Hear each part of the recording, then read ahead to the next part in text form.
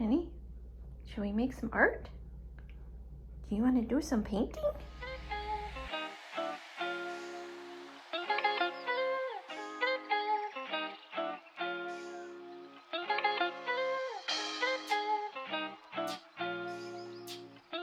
Okay, so I have to clean off my desk and put some stuff away so I can get started on some new projects. I have these new watercolor pencils and colored pencils, but I haven't done any swatches of this new stuff yet, so I figured I would do some swatches before I put it all away.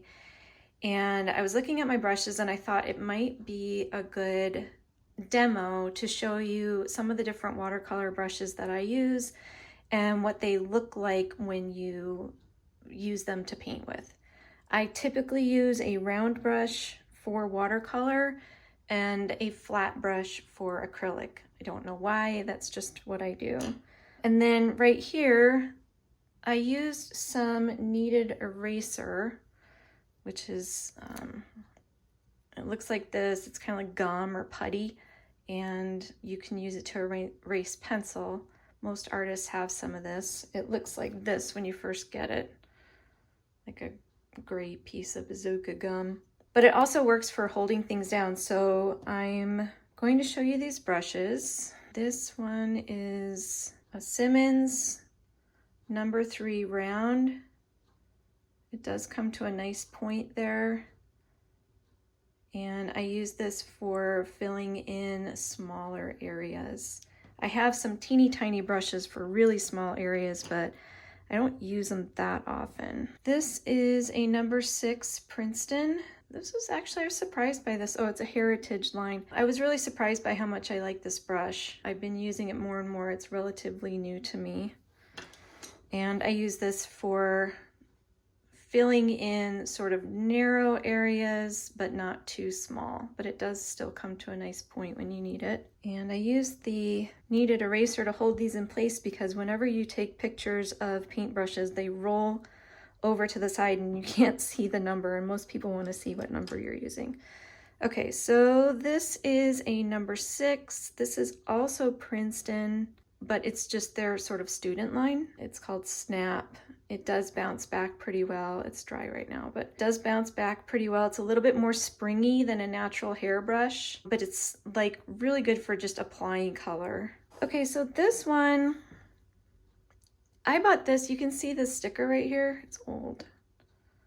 I bought this at one of those like antique malls where people have different booths and stuff, and this person had a bunch of art supplies they must have gotten from an estate sale or something, but I mean, I got this for like $1, I think, but it's a low Cornell round, and I believe it's a number 8. It's kind of worn off right now because this brush is old.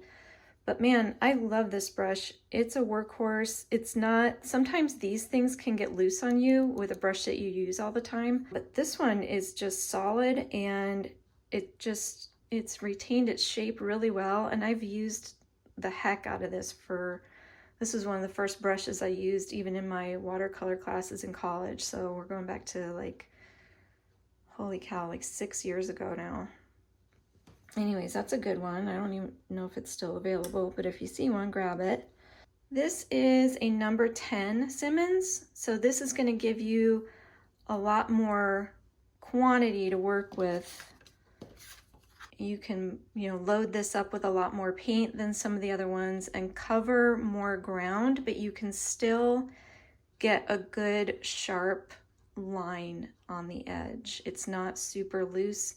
It's going to give you nice detail along the edges and be able to fill in areas pretty well. Not huge, but bigger than some of these other ones. And then this guy is, if you can get your hands on one of these, I would highly recommend it. This is a Connoisseur Kolinsky.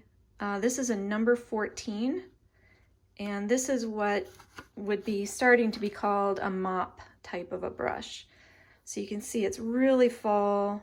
These are, I believe these are natural hairs, and you can really, really load this stuff up with a lot of paint and cover a lot of area. Like if you're working on big pieces of paper or, large areas that you need to just fill in quickly before the paint dries, this is a great tool to have on hand. You're not going to get, you know, super detail or anything like that, but you're going to be able to load up your paper with water and paint. So that's a really good one to have. I really love this brush.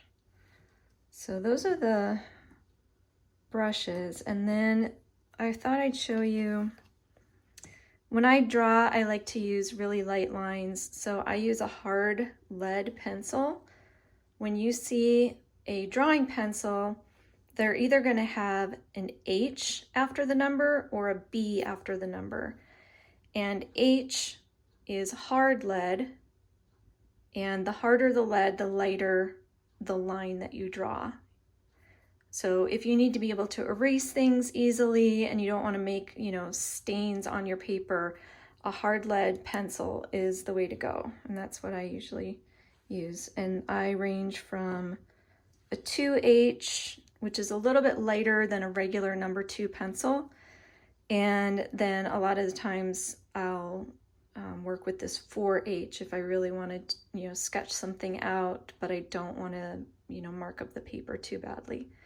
It's just a little bit easier to erase. You know, I do a lot of erasing, so anyway, that works pretty well. So those are my tools that I will be using. And then I have a small collection of watercolor and colored pencils. This is a Faber Castell in a number 151. And unfortunately, they don't have the color names on the pencils, and I can't remember what the names were. And of course, like a dummy, I didn't take a picture, but all right, there's that one. This is the number 153 in the watercolor pencil, and 156 in colored pencil, 151 in watercolor. So these two are the same pigments. One is a watercolor pencil, the other is a colored pencil. I think I did that with all of these, yeah. 153 and 156, that seems to be my jam. And then this is a Caran d'Ache.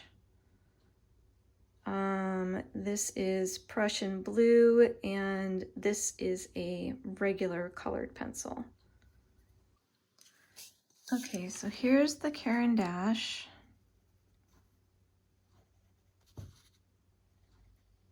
Prussian blue coloring pencil.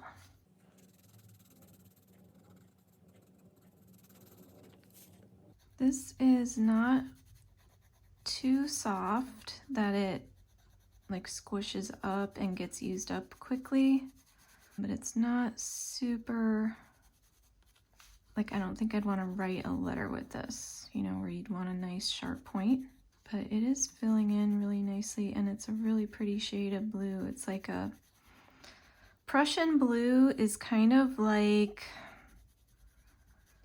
if you're thinking in terms of like Crayola crayons, Prussian blue is kind of like a cross between a midnight blue and a navy blue.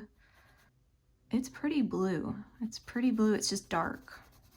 Here is the Faber Castell 151, and I can't remember the color name. I think I like this because I love the color. This is the second one of these I've had. I bought one kind of like on a little sample trip at the art store. I just kind of grabbed random colors that I liked, and I used it up. So I just recently went back to get this one, and I just love this color. It's a little bit brighter than the Prussian blue. It's kind of it reminds me of a phthalo blue. In fact, this might be phthalo blue, which is pretty much my favorite color in the paint, in paint in general. I really like this.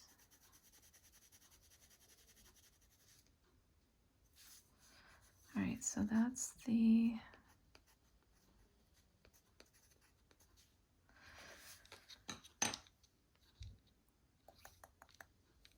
okay, this is the number 153. I think that's why I went through the other ones so fast. These, I like using my electric pencil sharpener, but these pencils do not like the electric pencil sharpener. They break off. And then you end up eating the whole pencil. Okay, this is 153. And this is definitely a greenish blue. It's pretty much evenly green and blue. I would say if anything it kind of leans green, but this is a pretty perfect turquoise. That's really pretty. I'm such a sucker for these ocean colors. Maybe because I live in the desert. Okay, so that's 153. And then we have 156. And this is definitely the greener version. That's pretty too. God, I love it. This is just like a half a tick greener than like a Tiffany blue. That's what this reminds me of. Tiffany is just a little bit more blue than this. This is really pretty. Now here are the watercolor versions of those colors.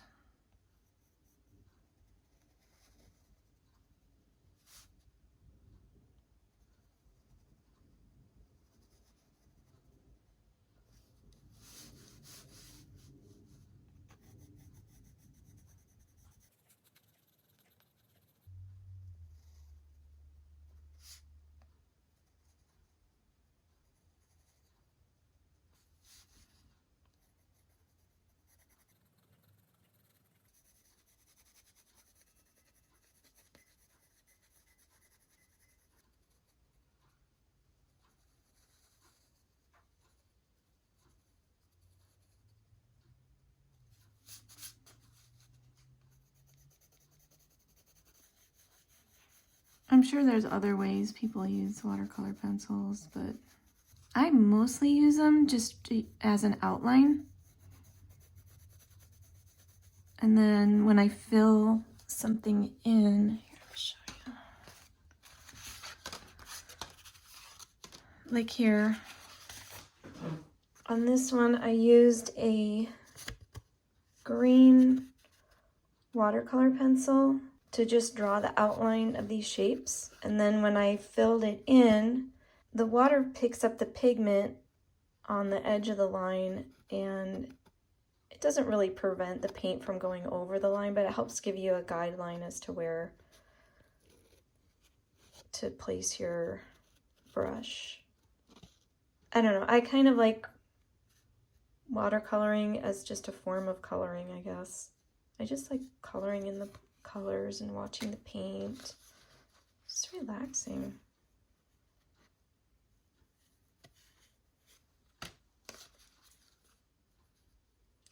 This was the one, this kind of blew up on TikTok. It was kind of cool to see.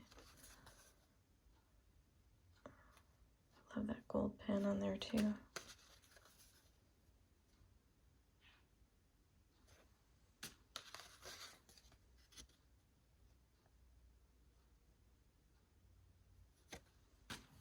All right, so let's try these.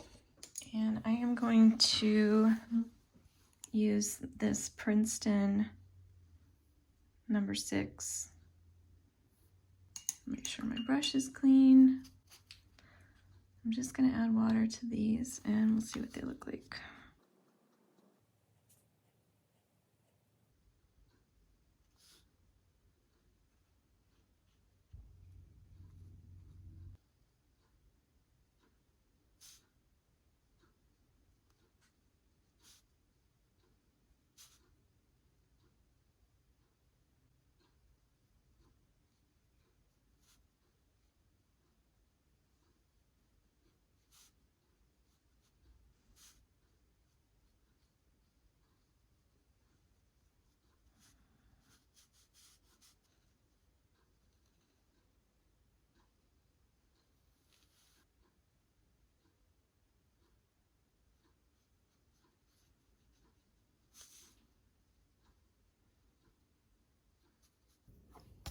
This is the 3.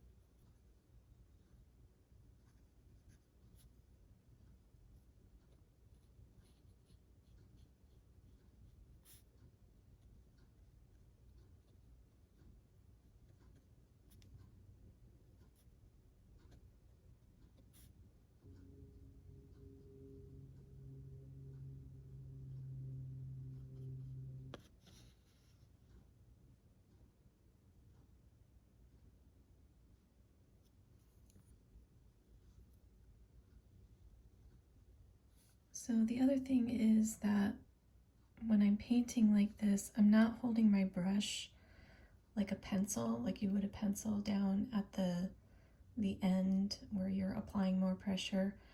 I've got my hand further back on the brush, so that relieves some of that pressure, that downward pressure on the end.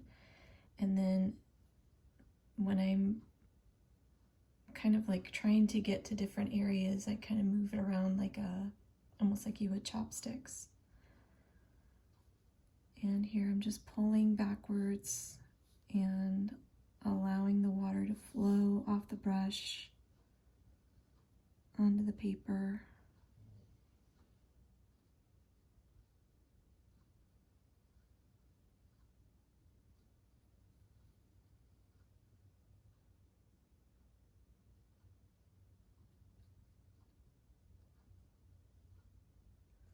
And then you can add more pigment and water after you've filled in the areas. While the paper is still wet, you can add more and it'll kind of blend in. But if you add a lot, it'll start pooling up in areas, which when it dries, that can look kind of cool. You'll have these like cool breaks and sort of these, what do they call them? Blossoming or blooming marks. That's kind of what I really like about watercolor.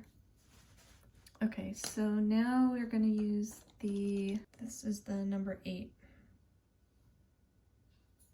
So sometimes it's easier to kind of fill in the middle right away and then go back to the edges. It depends on the shape and how much room you have and how much paint you have on your brush. I tend to load up my brush and work with a lot of water. I really like how the watercolor pencil kind of bleeds on the edges, but then you still have a nice outline that kind of looks really cool. And if you feel like you have too much water in an area, you can just dry off your brush on your paper towel and then go back in and just very lightly touch where all that water is pooled, and your brush will soak up a bunch of it. So, or you can just leave it and let it dry like that. If you have a lot of water on your paper and it's looking like it's gonna spill, you can take the corner of a paper towel and just, touch it to the area, and it'll soak up a lot of the excess water, so you don't have to worry about that. All right, I am gonna go back to this number 6.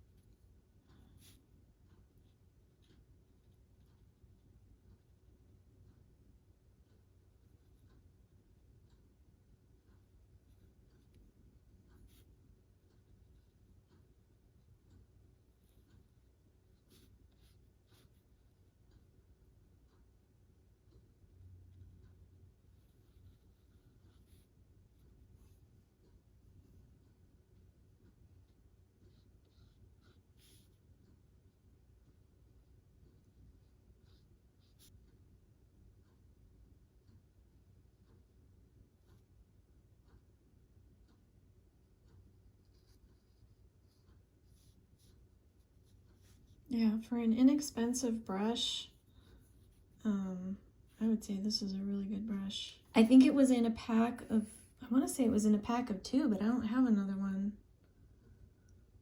So maybe it was just in a single pack, but I know it was less than $10. This was probably maybe $4 to $6 around there. And that was a good brush. So I would definitely recommend that one. This is the number 10. Simmons. Now when you're using a larger brush like this, you kind of want to mix your paint up ahead of time because it will soak up a lot of your paint. And if you run out, then you have to sit there and mix it up again.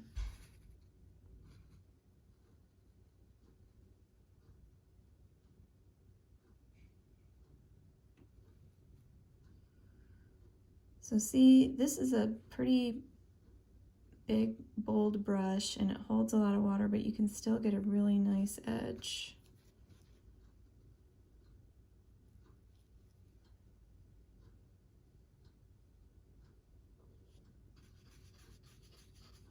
And I haven't had to reload it yet.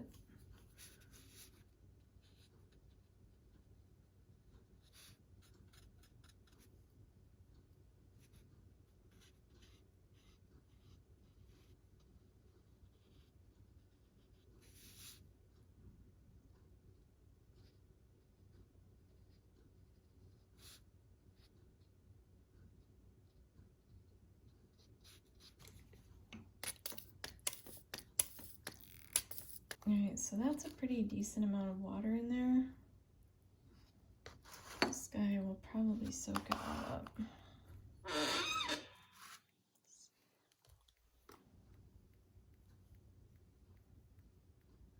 Not all of it. I'm not going to add any more pigment because I'm kind of trying to clean out this dish, so I want to use up the pigment that I have. Let's throw some green in there too, why not? Okay. Ooh, pretty. That's very green. And here we go, this guy.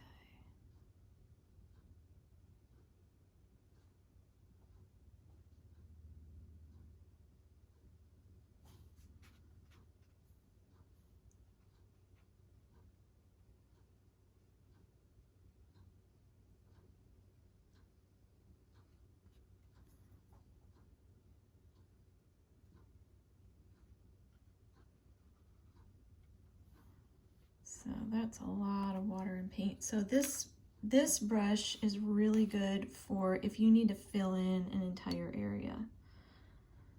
So let's just pretend this shape isn't here and we'll just fill this in.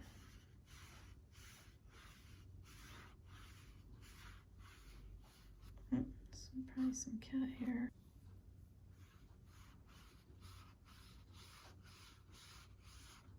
Yeah. So that's what that guy is good for. And my paper's curling and it's pooling, but that's okay. Just showing what this brush can do. So if you need to fill in a big area, or if you're doing glazing with lots of layers and you want them to dry in between and you just want to get it done quickly, this is a good brush for that. And then this also works as a mop where you can, like, if you dry it off a little bit and you've got too much water on your paper, you can use this to lift it up. It'll kind of soak up that water. Okay, so there's my brush test. You've got your smaller number brushes for smaller detail, finer areas, and the higher you go, the more area you can cover more quickly, I guess is the point. More detail, smaller number, more area, larger number. I hope that was helpful. If you have any questions, or if you've seen me use stuff in some of my other videos and you want a little demo on it, just let me know. All right, you ready? Take it. Take it. Look, take it. Hold it. Hold. Hold. Good boy. Good boy. No. Wait.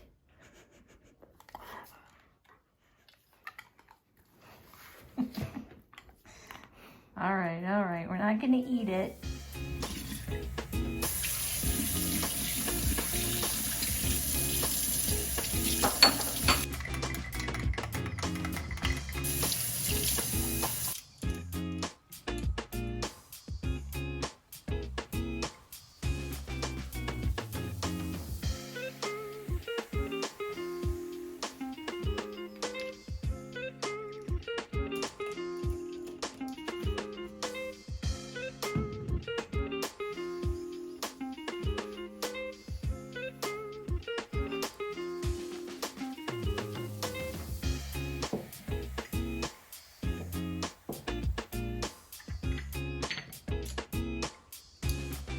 Is it time to go outside? Huh? Come on, let's go. Come on.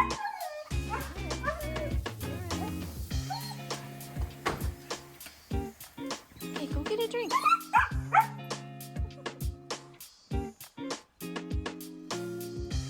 You're a goober head. What are you doing there?